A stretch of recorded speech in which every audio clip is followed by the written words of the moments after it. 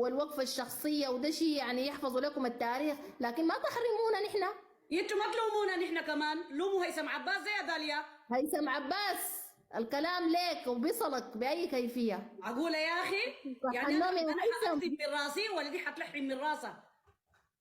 صح النوم يا هيثم، انت كان ما خشيت انا بخش احسن لا لك. هيثم عباس بالمناسبة، هيثم عباس داير لي لايف براو نقطع له الزلط بهناك عشان ثاني يوم يكتب لنا أغنية يدينا لها. هو يا هيثم عباس الله كم الله واحد. متفقة معي يا ميادة ولا أنت ذاتك بتاعت وشين؟ حاشا ردي لي وكلا. انا ما دايره عليك كلام دبلوماسي ولا دايره عليك نص نص، ردي لي. لا يا والله جماعة لا النصر اقترب، الحقوا الحقوا واعملوا لكم غنية، سجلوا للتاريخ. هيثم، ميادة، ندى. بعدين نحن حنجي ده محور برا وخلينا نتناقش فيه بعدين بقصة انه النصر اقترب والحاجات دي. انا داير اتكلم فيه بعدين في الحاجة دي، في الناس اللي بتشوش.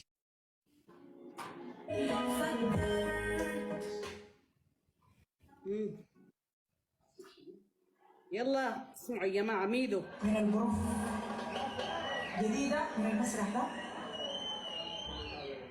بتمنى يا جماعة للسودان الأمان. اللهم امين. بالمناسبة أنا بحيي كل الدروس اللي قاعدين معنا، وبتمنى للسودان الوحدة والأمن،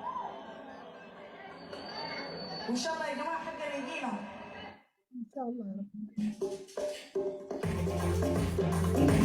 رب.